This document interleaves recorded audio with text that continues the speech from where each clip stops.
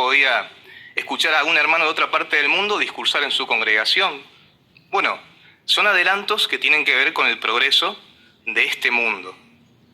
Pero hay algo que tristemente es cierto también, que este mundo en sentido espiritual y moral se hunde. Cada vez más está adentro de un lodo. ¿Pero por qué? ¿Por qué por un lado progresa y en sentido espiritual se hunde? Dejemos que la Biblia lo explique. Busque por favor en su ejemplar o en su dispositivo la segunda carta a Timoteo capítulo 1 y leamos el versículo 13. Allí la Biblia dice en segunda de Timoteo capítulo 1 versículo 13: pero los malvados y los impostores irán de mal en peor, engañando y siendo engañados. Aquí está la explicación. La Biblia enseña que el hombre, por así decirlo, se autoengañaría. Y es eso una constante en muchos aspectos de la vida de los humanos. Por ejemplo, los hombres creen que pueden alcanzar la paz y para ello recurren a muchos métodos, ¿no? Entre ellos está, por ejemplo, la producción y distribución de armamento. Parecería ilógico, ¿no? Pero los hombres creen firmemente, aunque a muchos nos espanta la guerra, los estados o los gobiernos siguen tras la búsqueda de armamentos de destrucción masiva. Bueno, un ejemplo de esta ironía fue el señor Alfred Nobel. Hoy en día su apellido todavía está relacionado al progreso y a la paz mundial, pues se brindan todos los años los premios Nobel de la Paz, que vienen o provienen de la fortuna de este hombre. Él mismo era un hombre pacífico, no obstante inventó la dinamita. ¿Por qué? Bueno, escribió lo siguiente a cierto amigo, ¿no? Les dedicó algunas letras y les dijo: quisiera inventar una sustancia o máquina que tuviera una potencia tan terrible para efectuar destrucción en masa que resultara en que la guerra se hiciera imposible para siempre. Y creó la dinamita. 2 guerras mundiales después que se han peleado, después de su muerte, han probado que su invento falló, ¿no? Así, con ese solo ejemplo queremos demostrar que la sabiduría de este mundo en realidad está destinada a fracasar. Por eso es bueno que nos preguntemos nosotros, individualmente: ¿me siento cómodo con la sabiduría de este mundo? Al ver lo insensato o lo incompetente de sus sabios, ¿deseo adquirir una sabiduría divina o superior? ¿Por qué debería buscar sabiduría? ¿Cómo y en dónde puedo adquirir yo sabiduría práctica?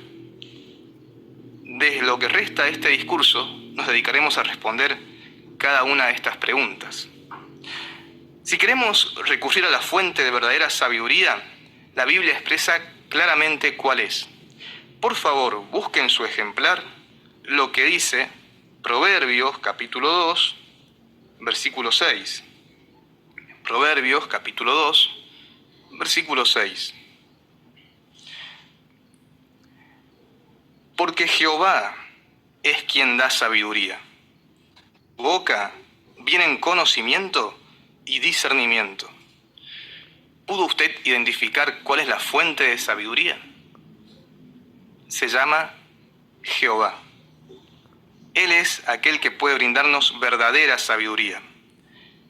Pero vamos a desmenuzar o desarrollar esta pequeña cita bíblica, porque es más que interesante y merece toda nuestra atención.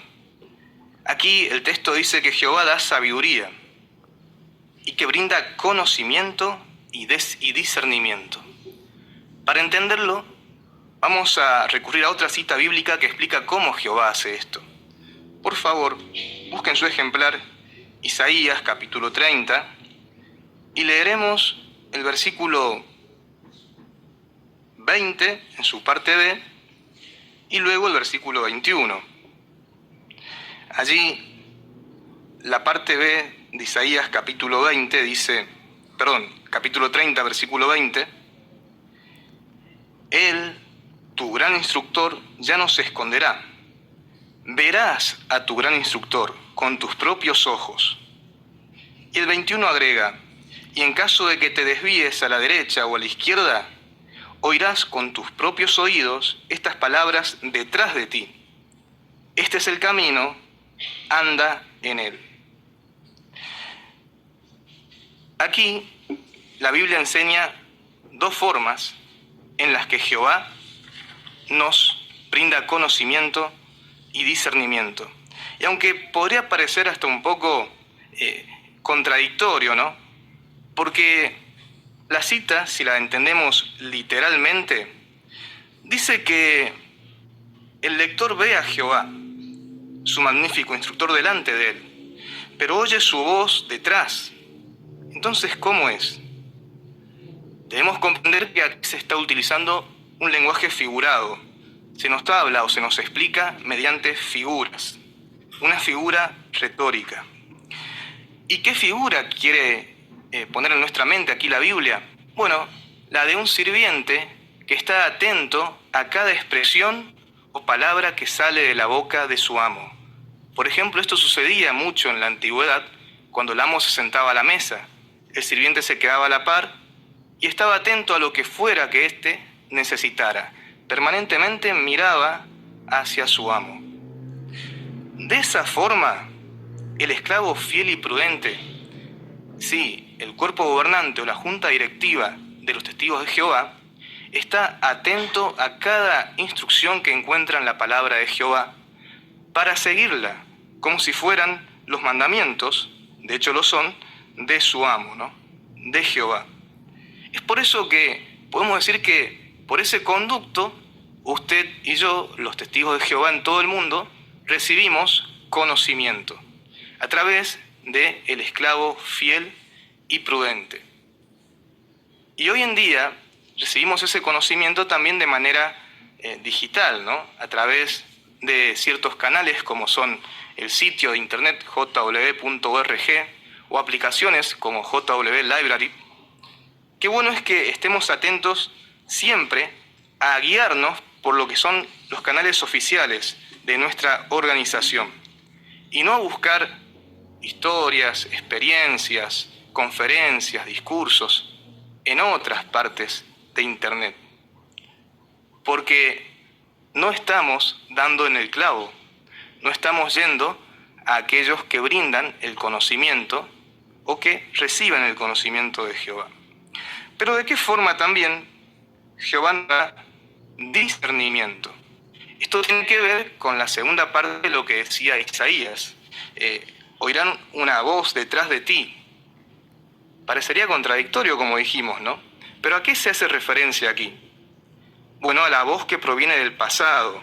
Estamos hablando a lo que se ha escrito antes de que nosotros existiéramos, a lo que está allí en la Biblia y que está, como dice Romanos 15:4, para nuestra instrucción.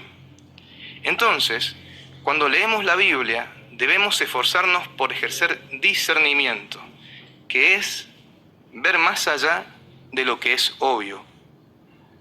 ¿Cómo lo hacemos? Podríamos tener en cuenta lo que hizo Jesucristo a modo de ejemplo, ¿no? Por ejemplo, Jesucristo, en Mateo capítulo 5, versículos 27 y 28, explicó una voz que venía del pasado, por así decirlo. Explicó lo que dice Éxodo capítulo 20, versículo 14, cuando dijo: oyeron ustedes que no se debe cometer adulterio. Era una voz o algo que estaba escrito en el pasado. Pero él fue más allá. Podemos leerlo, vamos a buscar entonces allí en la Biblia lo que dice. Es el libro de Mateo capítulo 5, versículos 27 y 28.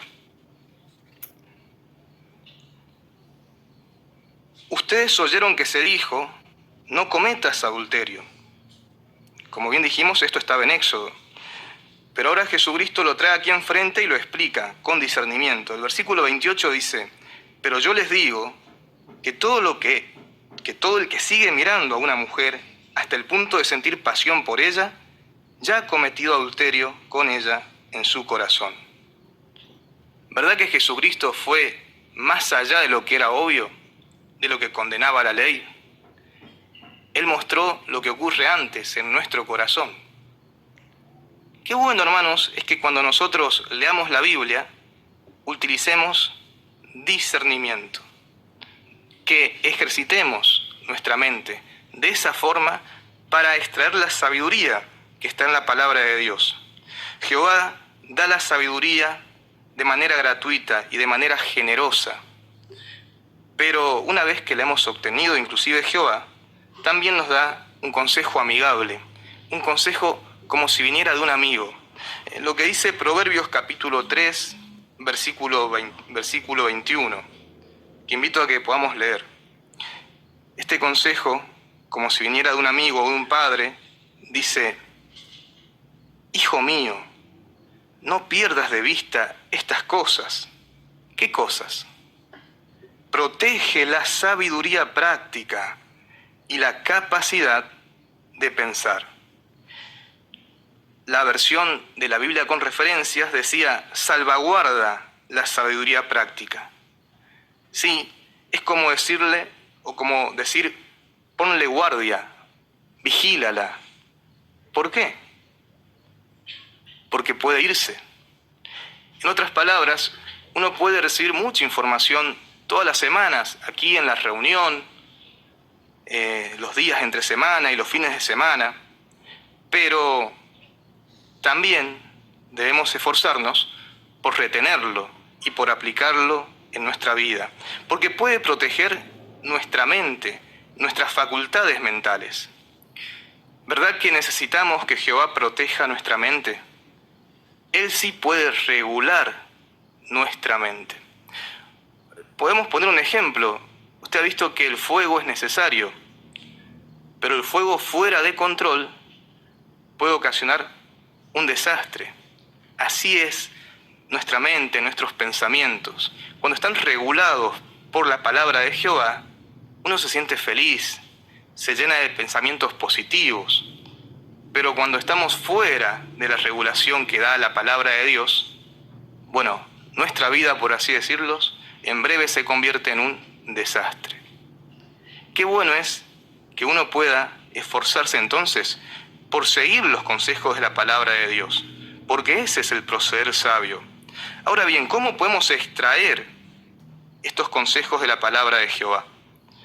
Veamos una cita magistral en la Biblia, que se ha escrito en el libro de Proverbios, capítulo 2, y veamos juntos lo que dice aquí la Biblia, ¿no? Proverbios, capítulo 2, desde el versículo 2 al versículo 5, pero vamos a leerlo de atrás para adelante. Vamos a leer primero lo que dice el versículo 5. Allí está el resultado, ¿no? Dice: entonces entenderás el temor de Jehová y encontrarás el conocimiento de Dios. Tenemos el resultado. Pero ¿cómo lo obtenemos? En el versículo 4 se pone una ilustración. Si sigues buscando esto como si fuera plata y vas siempre en su búsqueda como si fueran tesoros escondidos. Aquí deja claro que el conocimiento de Dios no está a la vista de todo el mundo según esta ilustración. Es como si se tratara de un tesoro escondido. Imagínese que usted va por la playa y encuentra una moneda de oro, algo que brilla. Se acerca y es una monedita de oro. ¿Se iría corriendo o escarbaría un poco a ver si hay un tesoro? Bueno, a eso se refiere, a seguir escarbando en la Biblia, en la palabra de Dios, para encontrar el conocimiento de Dios. ¿Y con qué actitud debemos hacerlo? Bueno, el versículo 3 habla del empeño que debemos poner. Dice: si además pides a gritos entendimiento y alzas la voz para conseguir discernimiento. Imagine que en este momento no existiera este micrófono. Para que usted me escuche, yo tendría que elevar la voz, tendría que hacer un esfuerzo. Bueno, acá se habla del empeño o el esfuerzo que uno tiene que hacer para encontrar el conocimiento de Dios en la Biblia, con esa actitud constante. Hasta podemos pedirle a Él que nos dé entendimientos. Y en el versículo 2 se muestra con qué actitud respetuosa debemos hacerlo, haciendo que tus oídos estén atentos a la sabiduría y que tu corazón se incline al discernimiento. Cuando usted se inclina ante otra persona, en muchas culturas es una muestra de reverencia, de respeto, de brindarle honra. Nosotros también, con esa actitud obediente, debemos investigar la palabra de Dios. Hay mucha gente que conoce la Biblia tal vez mejor que usted y que yo, pero la estudia o la analiza sin este ingrediente, sin demostrar respeto o inclinación de corazón. Existen los críticos de la Biblia. Tal vez la estudian solamente para encontrar defectos en ella.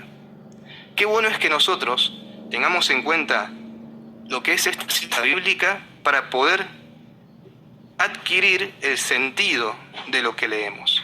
Pero a la vez tenemos que obrar en consecuencia. Santiago, capítulo 1, versículo 22, menciona que debemos ser hacedores de la palabra de Dios y no solamente oidores. Y pone un ejemplo, tal vez usted lo recuerde, ¿no? Como aquel hombre que se mira en el espejo, pero se va, se olvida qué es lo que vio. Bueno, cuando nosotros analizamos la Biblia, queremos no olvidarnos, sino poner en práctica los consejos que hay en ella.